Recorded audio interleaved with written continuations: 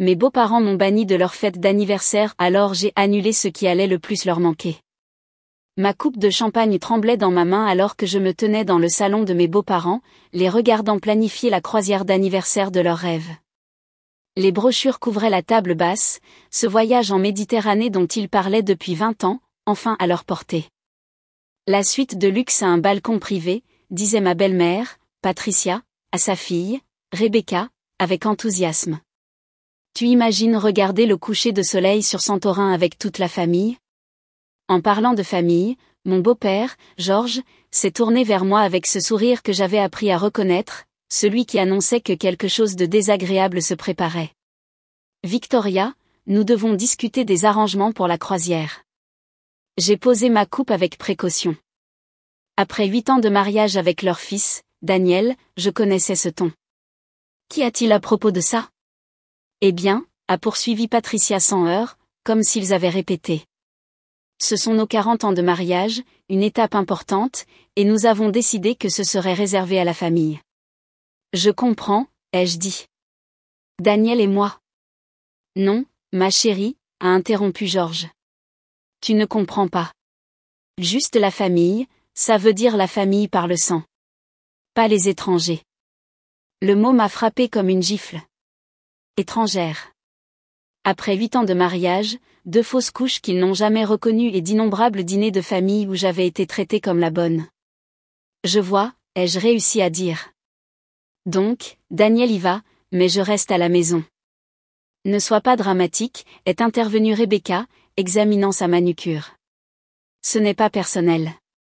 Tu n'es tout simplement pas vraiment une Harrison.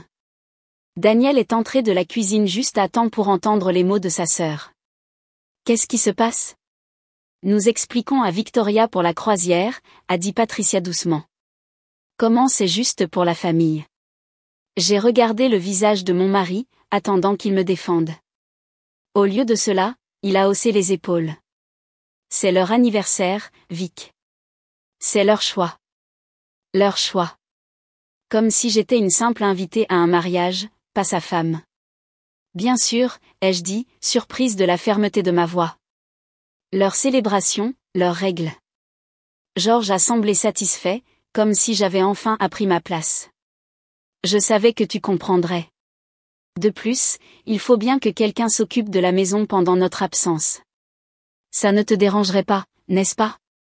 Pas du tout, ai-je répondu, en sortant déjà mon téléphone. En fait, laissez-moi aider pour quelque chose tout de suite. Ils ont regardé pendant que je parcourais mes contacts. Patricia souriait, pensant probablement que j'allais proposer de m'occuper de la maison comme il se doit, peut-être d'arroser ses orchidées. Comptoir VIP d'Oceanania Cruise. Oui, je suis Victoria Harrison, numéro de compte 447 829. J'ai gardé ma voix agréable, professionnelle. J'ai besoin de parler de la réservation pour le Méditerranéan Dream le mois prochain.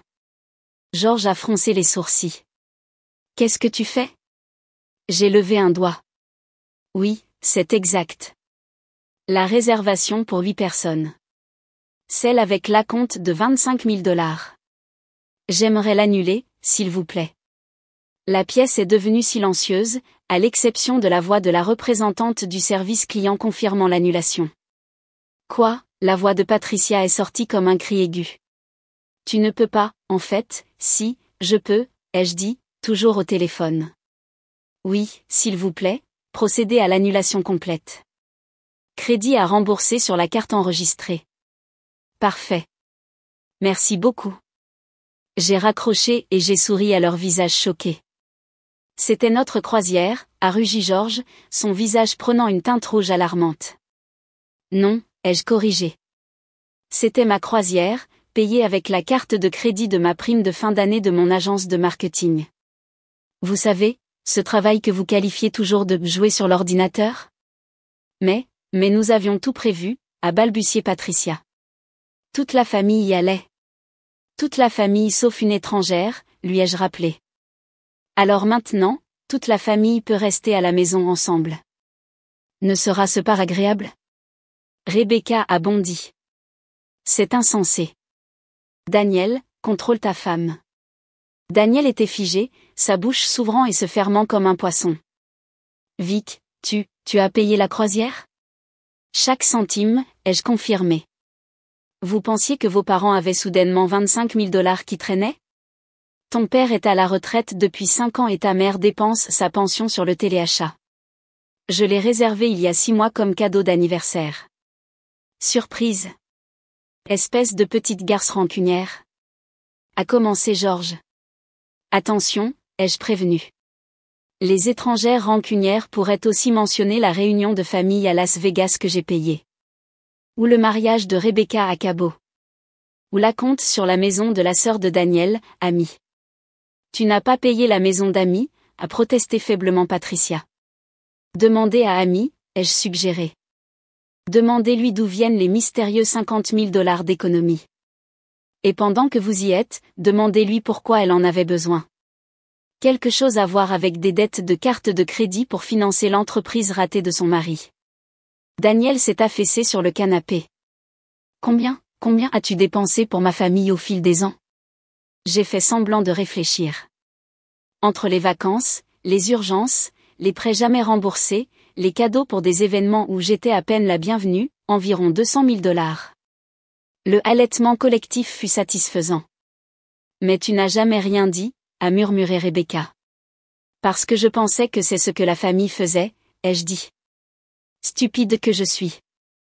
Je pensais que 8 ans de générosité pourraient me valoir une place à table. Ou au moins sur la croisière d'anniversaire que j'ai payée. On te remboursera, a dit Georges avec raideur. J'ai ri. J'ai vraiment ri. Avec quoi? Votre retraite? Les bijoux de Patricia qu'elle a dû vendre l'année dernière quand vous ne pouviez pas payer l'hypothèque? Oh, oui. Je suis au courant de ça aussi. Qui pensez-vous a couvert la différence? Daniel le savait. Patricia s'est tournée vers son fils. Tu as laissé ta femme payer notre hypothèque? Je ne savais pas, a protesté Daniel. Vic, pourquoi ne m'as-tu rien dit? Parce qu'à chaque fois que j'essayais de parler des finances familiales, tu disais que ce n'était pas ma place. Tu te souviens? C'est entre mes parents et moi, Vic. Ne te mêle pas des affaires de famille, Vic. Tu ne comprendrais pas notre dynamique, Vic. Je me suis levée, ramassant mon sac à main. Eh bien, maintenant, je ne me mêle officiellement plus de rien. Vos parents ont besoin d'un nouveau plan pour leur anniversaire. Ce n'est pas mon problème. Rebecca a besoin d'argent pour sa prochaine folie. Ce n'est pas mon problème. Amy a besoin d'un autre sauvetage. Définitivement pas mon problème. Tu ne peux pas simplement nous couper les vivres, a crié Rebecca. Je ne vous coupe pas les vivres, ai-je dit calmement. J'accepte ma place d'étrangère. Les étrangers ne paient pas les vacances en famille. Ils ne couvrent pas les dettes familiales. Ils ne sacrifient pas leurs économies pour des gens qui les traitent comme des invités indésirables. C'est plus qu'une question d'argent, a dit froidement Patricia. Tu ne t'es jamais intégré. Tu ne comprends pas nos traditions, notre façon de vivre. Votre tradition de prendre mon argent tout en me traitant comme une ordure, ai-je interrompu. Vous avez raison. Je ne comprends pas. Et j'ai fini d'essayer. Je me suis dirigée vers la porte, puis je me suis arrêtée. Oh, Daniel, je serai au Ritz ce soir. La suite nuptiale est déjà payée, alors autant l'utiliser. Tu pourras me rejoindre quand tu auras décidé si tu es marié à moi ou au compte en banque de ta famille. Vic, attends. Non, ai-je dit fermement. J'ai attendu 8 ans que tu me défendes. Que tu leur dises que je ne suis pas une étrangère, que tu agisses comme si j'étais ta femme au lieu de ton distributeur automatique. J'ai fini d'attendre. Si tu pars maintenant, a menacé Georges, tu ne seras plus jamais la bienvenue dans cette maison. Vous le promettez, ai-je demandé. Parce que ça sonne comme le meilleur cadeau d'anniversaire que vous pourriez me faire. Je suis sortie, ignorant les cris derrière moi. Mon téléphone a commencé à vibrer immédiatement. Daniel, puis Patricia, puis Rebecca, puis Amy depuis 3 états de là. Les nouvelles voyageaient vite dans la famille Harrison quand le robinet à argent s'est fermé. Je les ai tous ignorés et j'ai plutôt appelé mon avocate. Margaret, c'est Victoria. Vous vous souvenez de ce contrat postnuptial dont nous avons parlé? Je pense qu'il est temps de le rédiger. Oui, séparation financière totale. Et Margaret, assurez-vous qu'il inclut une clause sur les cadeaux familiaux nécessitant le consentement écrit des deux conjoints. Au moment où je suis arrivée au Ritz, mon téléphone affichait 47 appels manqués. Je l'ai éteint et je me suis enregistrée en utilisant la carte de crédit de mon entreprise, l'agence de marketing à succès que j'avais bâtie pendant que les Harrison me traitaient des « entrepreneuses amateurs ». La suite nuptiale était magnifique. Des fenêtres du sol au plafond avec vue sur la ville, une salle de bain plus grande que la serre à orchidées bien-aimée de Patricia, du champagne qui refroidissait dans un seau en argent. Je me suis servi une coupe et je suis sortie sur le balcon. J'ai rallumé mon téléphone pour mes emails professionnels. Il a immédiatement explosé de SMS. Ami, est-ce vrai que tu as payé mon acompte? Maman dit que tu mens. Rebecca, c'est du vol. On va te poursuivre en justice. George, aucune petite fille à moi ne se comporterait comme ça. Ce dernier m'a fait rire. Petite fille. Je n'étais même pas une belle fille pour eux. Puis, enfin, Daniel, je suis dans le hall. On peut parler? J'ai réfléchi. 8 ans de mariage, 2 bébés perdus pour lesquels il avait pleuré avec moi, même si sa famille ne l'avait pas fait.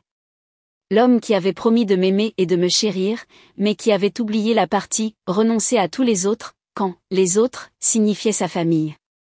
Chambre 2012, ai-je texté. Il est arrivé l'air hagard, toujours dans les mêmes vêtements que pour le dîner. Vic, je suis vraiment désolée. Je n'avais aucune idée. De quelle partie, ai-je demandé, sans bouger du balcon. Du fait qu'ils me traitaient comme une étrangère ou du fait que je finançais leur style de vie pendant qu'ils le faisaient? Des deux, a-t-il admis en s'affaissant sur une chaise. Maman pleure. Papa menace de me déshériter. Rebecca appelle tous les avocats de la ville. Et Amy a appelé pour te remercier, a-t-il dit doucement.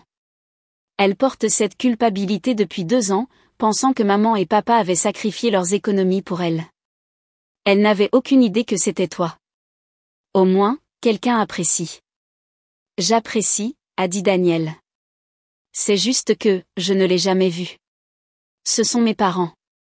Je pensais que leurs petites piques n'étaient que des conflits de personnalité. Daniel, ta mère m'a présenté à la fête de ton entreprise le mois dernier comme la femme de Daniel, celle qui fait des trucs sur ordinateur. Je suis la directrice marketing d'une entreprise de 50 employés. Il a grimacé. Je sais. Tu sais? Parce que quand elle l'a dit, tu as ri. J'étais mal à l'aise. Tu étais complice, ai-je corrigé. Chaque fois que tu es resté silencieux, tu étais d'accord avec eux. Je n'étais pas de la famille. J'étais juste la femme que tu avais épousée. L'étrangère qui, inexplicablement, continuait de tout payer. Que veux-tu que je fasse, a-t-il demandé désespérément. Rompre avec eux, ne plus jamais leur parler? Je veux que tu choisisses, ai-je dit simplement. Soit je suis ta famille principale, soit je ne le suis pas. Soit nous sommes une unité qui prend des décisions ensemble, soit nous ne le sommes pas. Soit tu me défends comme un mari devrait le faire, soit tu ne le fais pas. Mais j'en ai fini de vivre dans cet entre-deux où je suis de la famille quand les factures arrivent, mais une étrangère le reste du temps. Ce sont mes parents, a-t-il dit faiblement. Et je suis ta femme, celle qui t'a tenu la main pendant ton appendicectomie.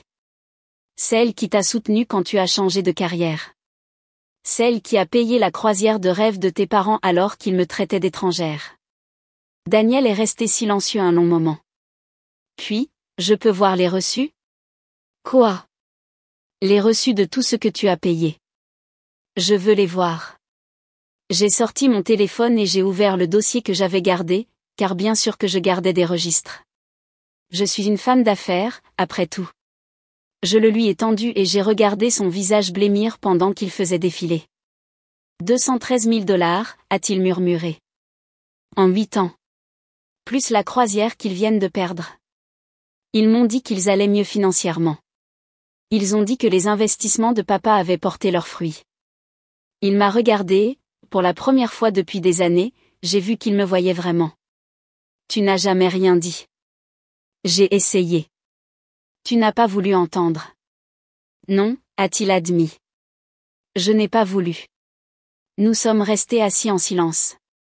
Les lumières de la ville brillant en contrebas. Finalement, Daniel s'est levé. Je dois aller leur parler, a-t-il dit.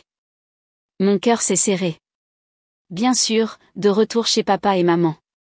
Mais d'abord, a-t-il poursuivi, j'ai besoin de savoir si tu envisagerais une thérapie de couple et un conseiller financier.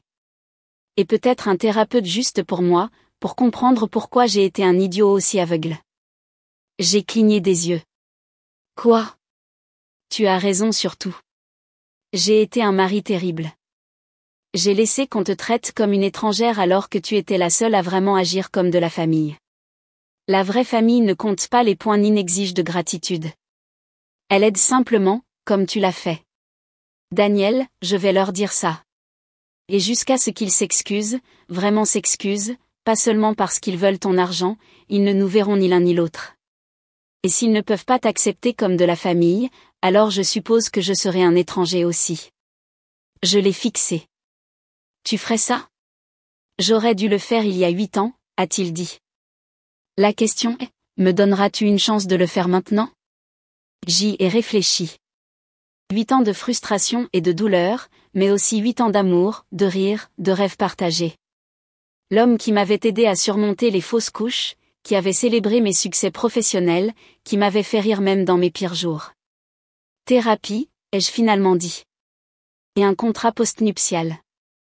Et tes parents ne recevront plus un centime de moi à moins que ce ne soit un cadeau authentique sur lequel nous sommes tous les deux d'accord.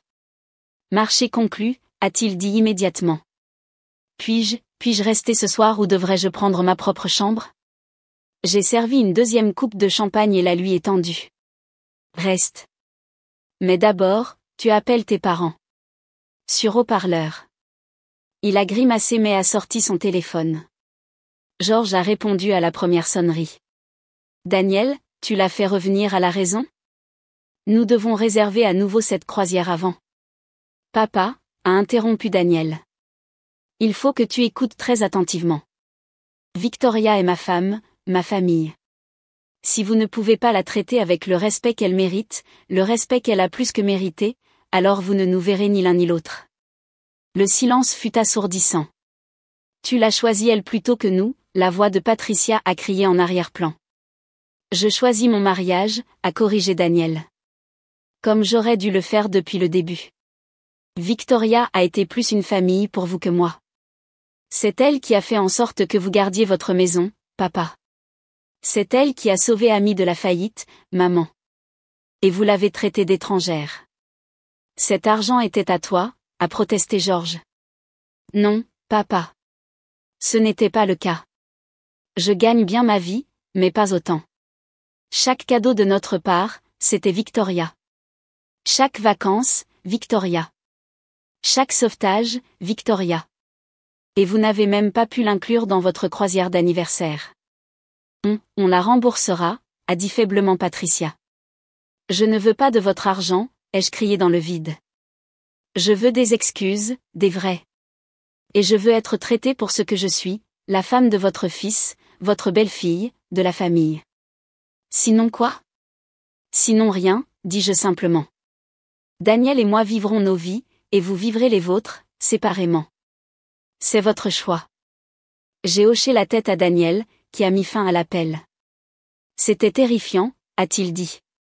C'était attendu depuis longtemps, ai-je corrigé. Nous avons passé la nuit à parler. Vraiment parler pour la première fois depuis des années, d'argent, de famille, de limites, des enfants que nous espérons encore avoir et comment nous ne laisserions jamais leur conjoint être traités comme on m'avait traité. Le lendemain matin, mon téléphone avait des dizaines de messages. J'ai ignoré la plupart d'entre eux, mais un se démarquait. Ami.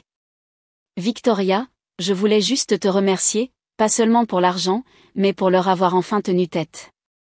Peut-être que maintenant les choses pourront changer. Tu as toujours été ma belle-sœur préférée. En fait, tu as été ma seule vraie sœur.